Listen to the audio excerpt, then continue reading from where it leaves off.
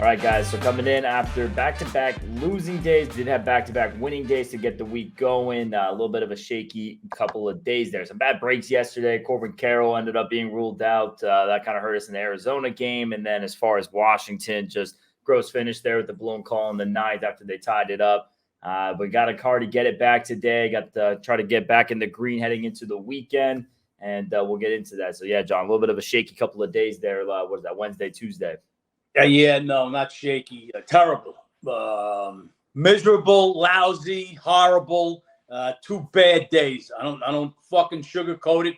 2 back-to-back days, -5 units each day. Nobody more disappointed and aggravated about it than me. Carroll doesn't go for us yesterday, but even bigger also. But not bigger than Carroll, but the combination of Carroll and Marte both being out, which had us up against the wall. Still get the game to extra innings. No excuses. It's another L in the other team's last at bat. Same thing with the Nationals.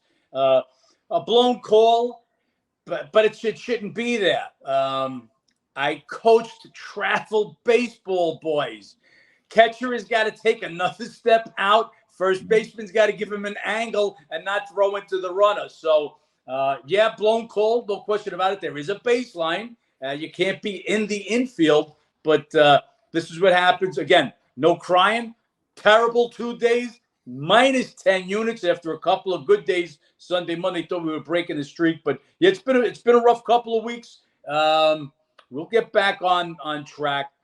As so far out of the card today, I've got one game. We got a bunch of leans as we'll go over it, but most transparent guy in the world. That's why we'll tell you guys right up front. If you're not a member, right now is the time.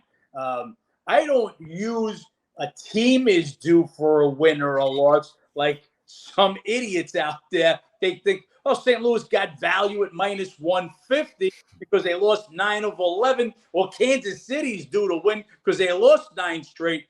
But I'm due to win because that's what I do. And you take the value every day, it's going to catch up. We'll start getting them today. Let's get started with this card. Let everybody know where we're at, Ben.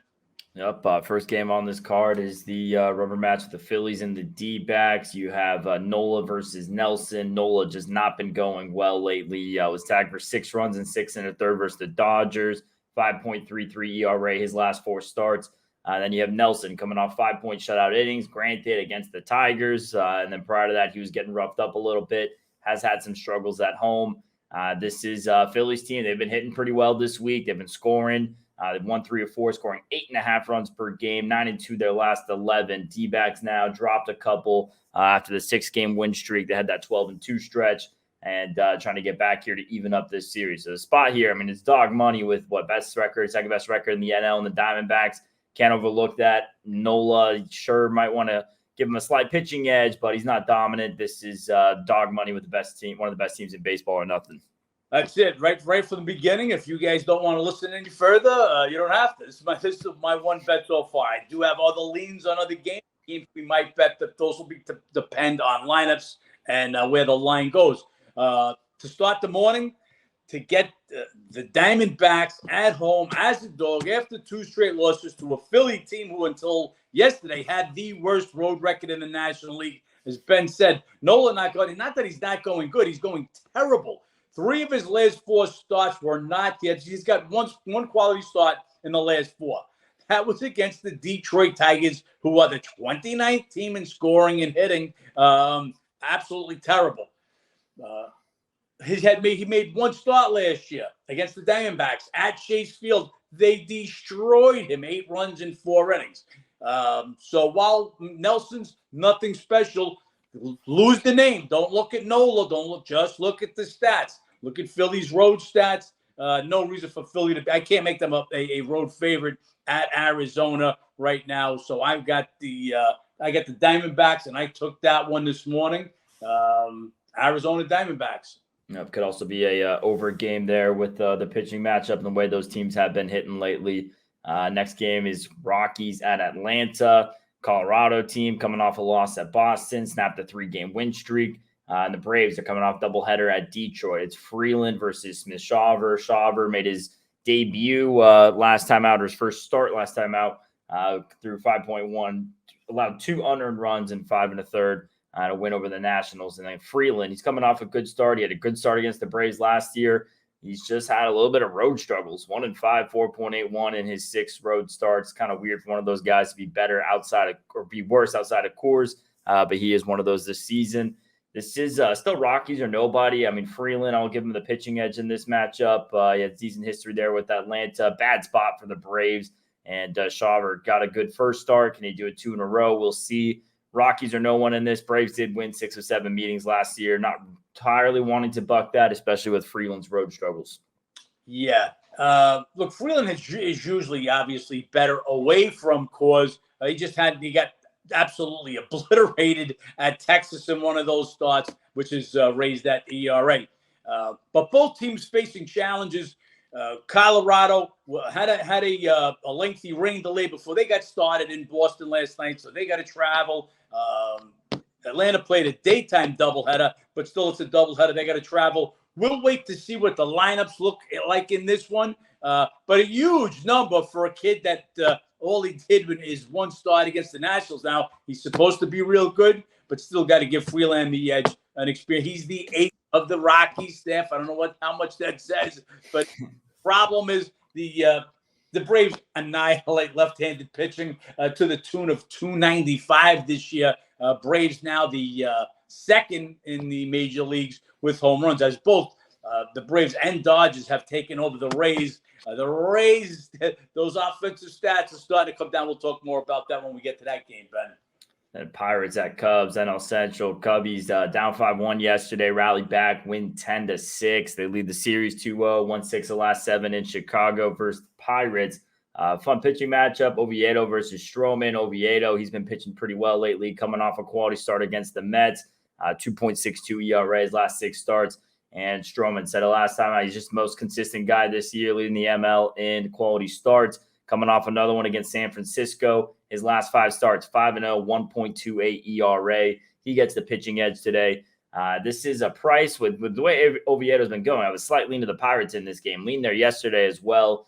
They had the lead, just blew it. Tough to back Pittsburgh right now. They're kind of just going the other way. They've been very streaky this season. Now they have lost 5 of 7, scoring 3 runs per game. It's starting to seem like they're going back that other direction. We'll see if that continues. Don't really want to go against Stroman on the Cubs ace here. Cubs playing good ball right now. They've won 4 or 5. You know, the ace on the mound to take care of business in the series. I'm going to stay away from this game.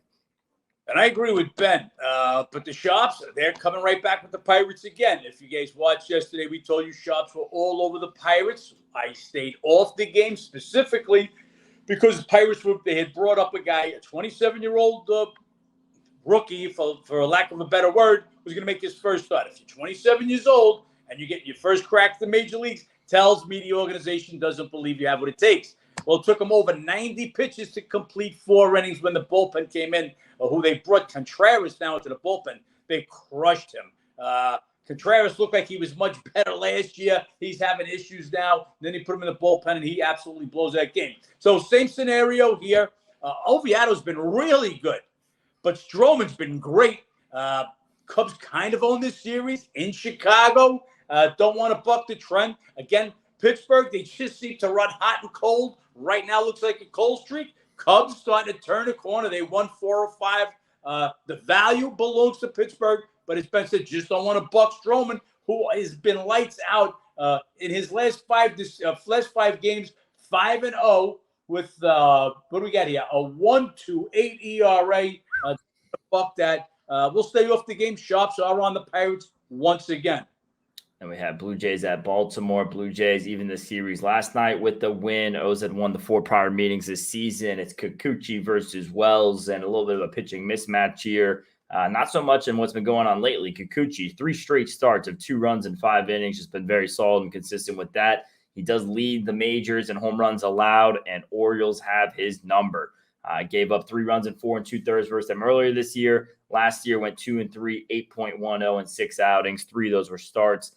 And then Wells, he's been very good for Baltimore, coming off 2 of 3 quality starts. He's been great at home this season with a 2.49 ERA. Got to give him the pitching edge. He has good numbers against Toronto as well, 2.25 ERA versus them last year. This game is Orioles are nothing here. And for me, the series tied up. Definitely a pitching edge there for Wells. Kikuchi, horrible history versus Baltimore. Put him in that hitter-friendly ballpark, leading the majors, giving up homers. I just can't see it going well for him today. So this is Baltimore nothing all the way. Yeah, I would be. I'm right. Look, I'm right in the middle with this game. Shops right now all over Toronto. This game opened up minus 125 on the overnight. We're looking at pretty much minus 111, 112 now. So Sharp taking a dog there. Big only reason I can see to take the dog in this one. Cedric Mullins been on the IL for the Orioles. They just put Mountcastle on the IL yesterday. Mountcastle stats against lefties are off the chart. 7 home runs and 74 at-bats with a 311 batting average. So he would be huge against Kikuchi today. So that's 2 of your main hitters out of the lineup, Mullins and now Mountcastle, who again against lefties would have been huge. Wells, tremendous pitching advantage. I think it's a solid game. I don't see what the interest is. I've got the Orioles lineup, Rutschman in, Santander in, Hayes all in against Kikuchi. Got the Toronto lineup. Everybody else is in. But yeah, I make the game right at that minus 120, 122 number. The game's going down. No dog in this fight for me. And it's Rays at Oakland. A's snapped the 7-game win streak last night. Rays have now won 7 of the last 9 meetings. Bradley versus Blackburn going today. Bradley roughed up last time out, 5 runs in 3 2/3. That was against Texas, best offense in baseball. Take it with a grain of salt. Prior to that, 2 runs in 10 2/3.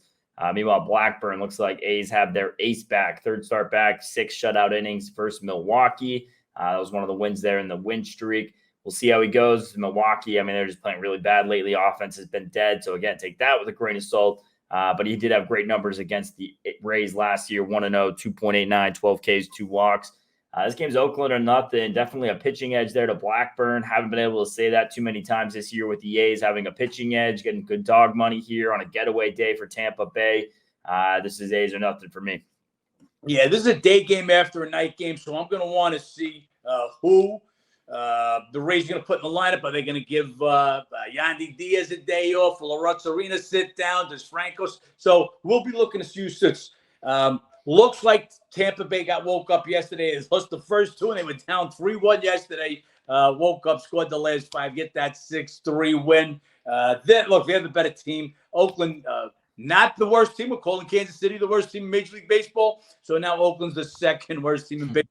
They put a 7-game run together. Don't go crazy over it. Yeah, they get Blackburn back, so at least they have Blackburn and Sears as 2 decent pitchers to head that staff, for lack of a better word. Look what they were doing with the other guys, using an opener and stuff. That's working, whatever works.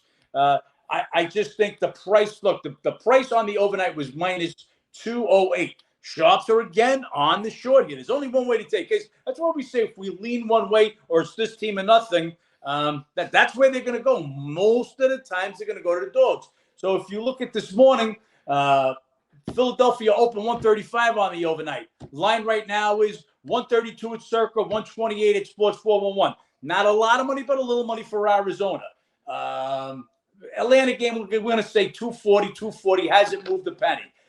Cubbies open 162 on the overnight. Looking at 143 at Circa, 147 at Sports 411. More dog money. Baltimore open minus 125 on the overnight. Circa minus 112, minus 111 at 4-1. Do you see you're getting the pattern? It's mainly dogs. That's why you'll hear us say dogs are nobody. But a lot of times it's just nobody.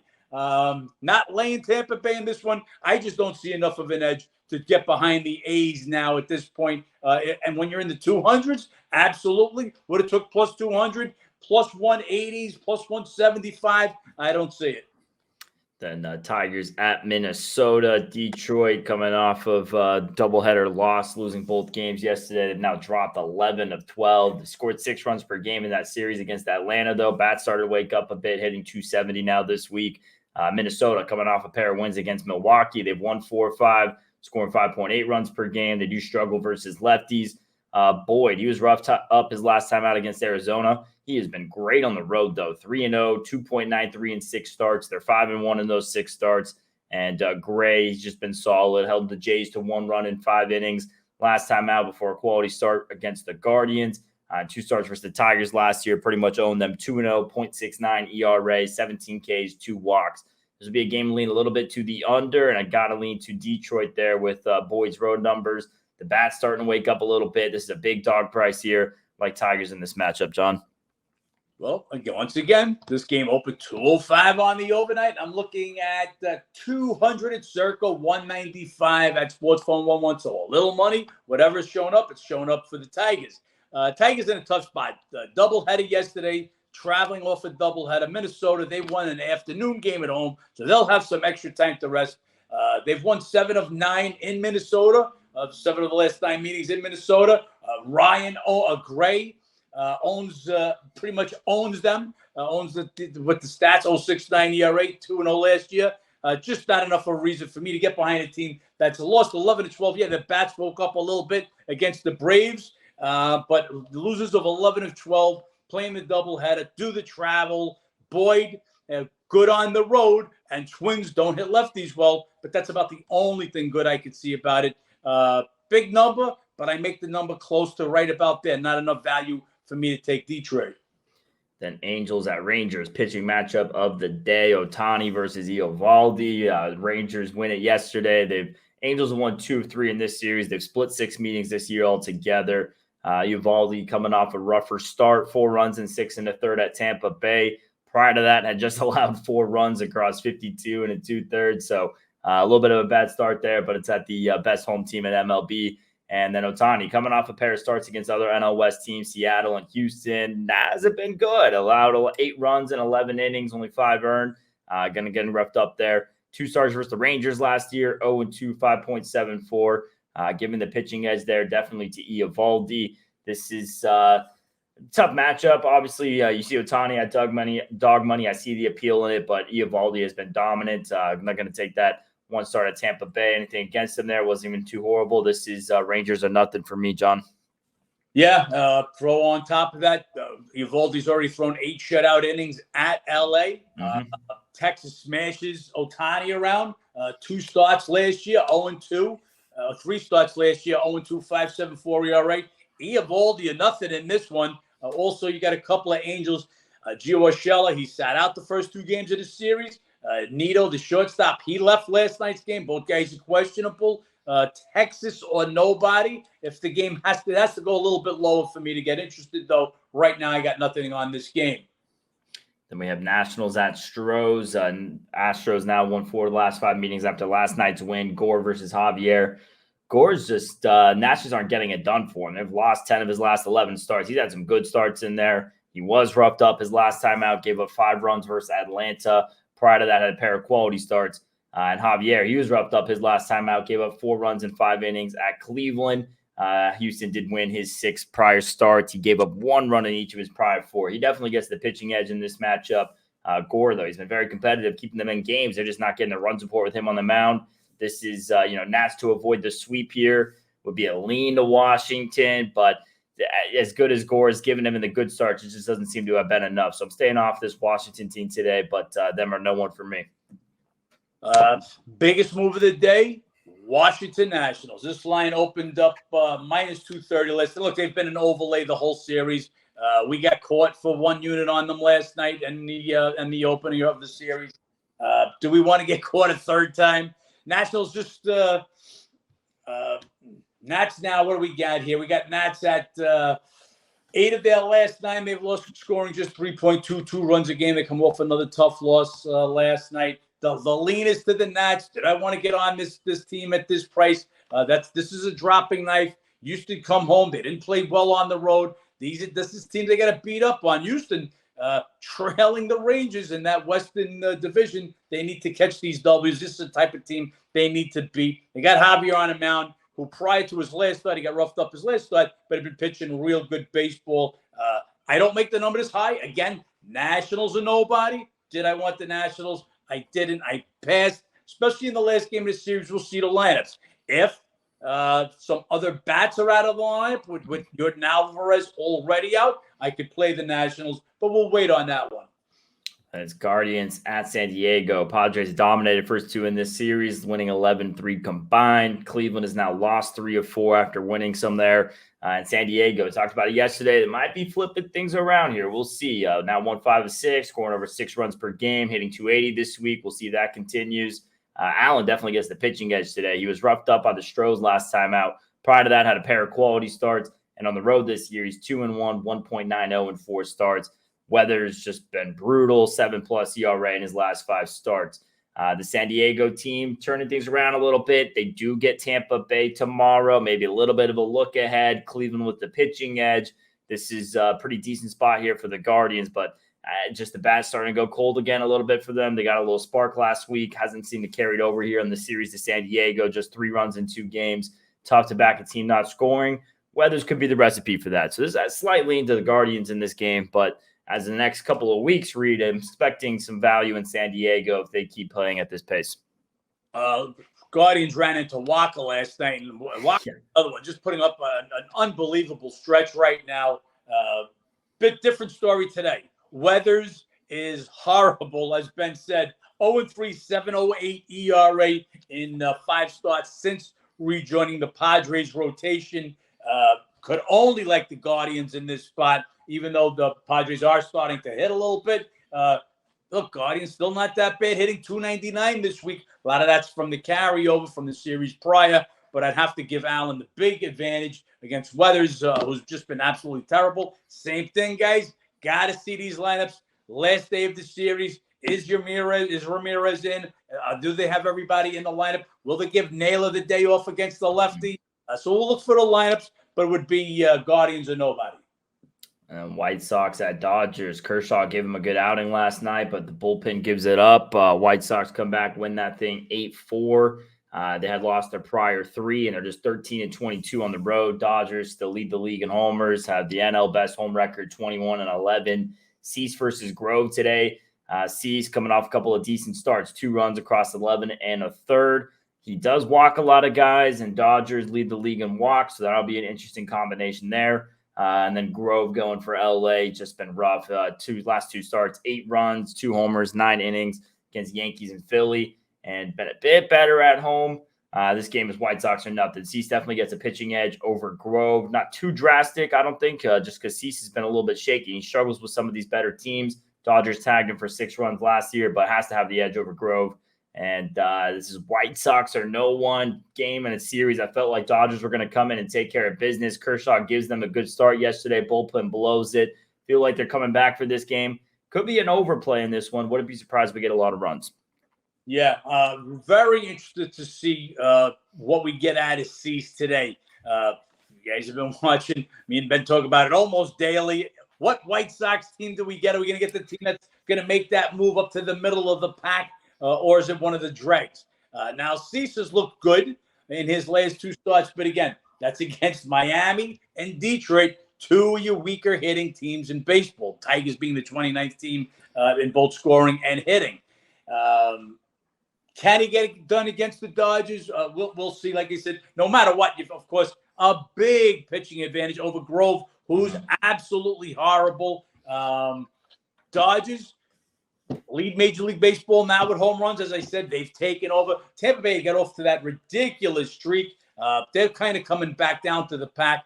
Dodgers, most home runs in baseball, as Ben said, lead the Major League Baseball in walks. So even though their batting average isn't high, they're still producing runs. They're 3rd in runs, just on the tail of the Rays again in that category. But again, would have to be the White Sox and nobody. The Dodgers will be missing Muncy, who leads them in home runs, 18 home runs. He'll be out today and probably tomorrow. First shot will probably be Saturday. And this is what we give you guys. We can give you lineups sometimes hours before with the knowledge who's in or who's out. If you had to beat the bookie member, we update constantly throughout the day. So as we know somebody's in or out of the lineup, you get that information. Yep, and Thursday, travel day, guys. There was a doubleheader yesterday, so lineup's going to be key to watch. Like John said, if you're a member, if you aren't a member, go to howtobeatthebookie.com or download the How to Beat the Bookie app. You guys will get updated on these throughout the day. Smaller card on a Thursday, John, just the 10 games. Obviously heading into the weekend, some new series starting, some series still wrapping up from the week here. And like you said, just the one bet there at the beginning. Got a good chance, though, to get back in the green for the week here in these next couple of days here. Got to get back, and that's like you said, cold swings, big swings, hot swings. It's all streaks, trends. That's what betting is, both with the teams and with us. You guys look at that May video, said there were some gross stretches in that May stretch. Still came up big on the month. That's what happens when you're betting dogs.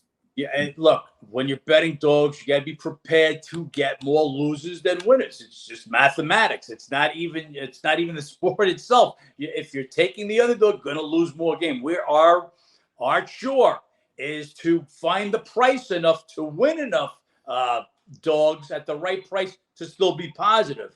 I was wondering how to get some of that stuff put together. I don't know if you've got it handy, Ben, where we could show where teams like the Rockies and Dodgers are with the spread. All right, guys, this is just covers.com. They have just a display of all the profitability of these MLB teams so far on the season based off money line, run line. You can look at, home away profitability as well.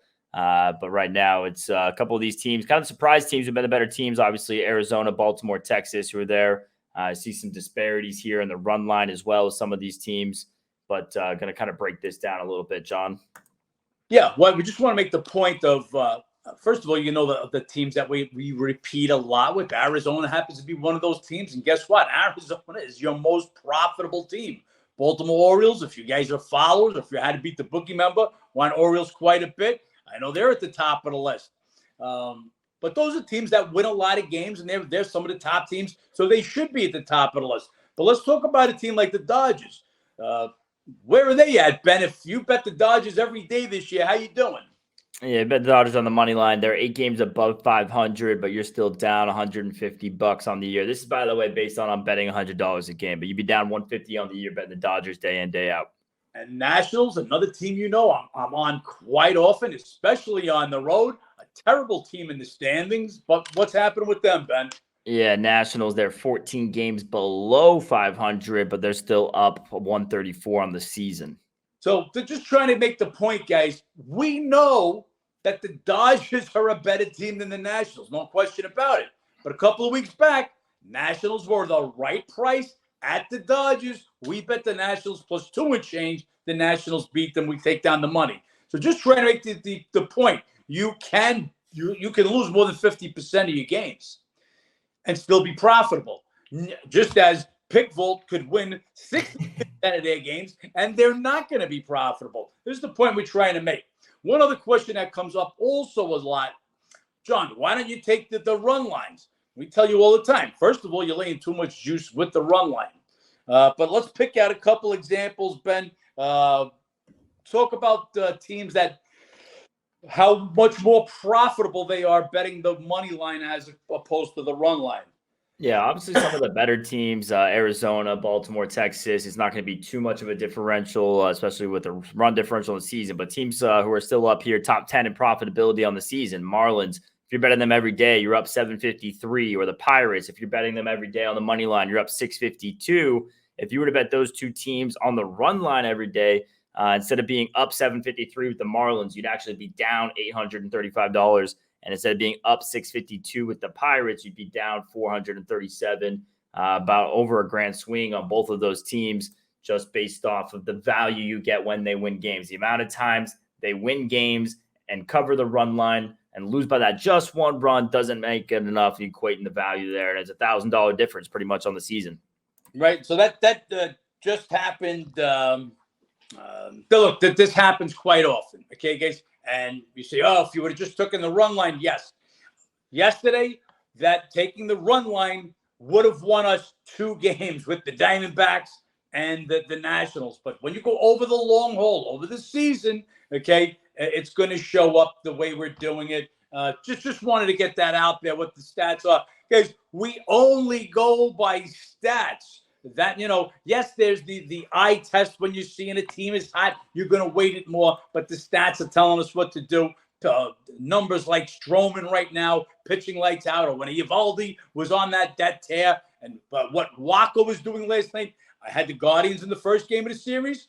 Wanted to come back with them the second game, but Walker's stats said, why do you want to go into the buzzsaw? So this is what it's all about. It's about stats. We don't make picks or make bets based on, well, St. Louis can't lose another game. Kansas City can't lose another game. Of course they can. It's all about the price being right. The numbers have to be right. And we're all about the numbers. This is just a little taste of what we do. Besides the previews, everything that we do, strictly, it's about the stats. That's what it's about, guys. Sports betting, as we always say, numbers game. It's math. It's an information game. The more information you get, the better you get at applying it. So if you guys want some of that information, go to howtobeatthebookie.com or download the How to Beat the Bookie app. John, short card today, but we got to get a chance to get back in the green, and we're going to turn this thing around heading into the weekend. Yeah, we're looking at some series already for the weekend. We got a bunch of interleague, but we got some interesting matchup. Cardinals and Mets will be playing this weekend. Which of these two dregs?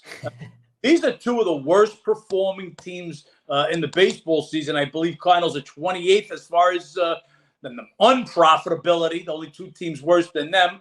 And Mets are right in that list also. So we'll see which one of those teams get right. We got a big the San Fran Giants-Dodgers rivalry that dates back to the New York Giants-Brooklyn Dodger days. And that's even, I'm not that old. That's even actually being, but we get some good series coming up this weekend. I was actually a kid at a Dodgers-Giants game, and there was a shooting in the parking lot between two fans there. So that was, I've experienced some of that rivalry. And again, that, like I said, that shit dates back to New York and Brooklyn. But a lot of good stuff. Yankees, Red Sox, they'll be going back at it. They just played last weekend. I'm sure Yankees will want to get up to Boston and repay Boston for taking a couple at Yankee Stadium. We'll be on top of that, and whereas we're on top of everything. Like I said, you had double headers yesterday. You got a travel day today. You got afternoon games following night games. We'll be on top of all the lineup changes when the lines move. If you had to beat the bookie, remember, we'll give you all that information. Let's get back to work, Ben. Yep, let's make some money, John. Make some money.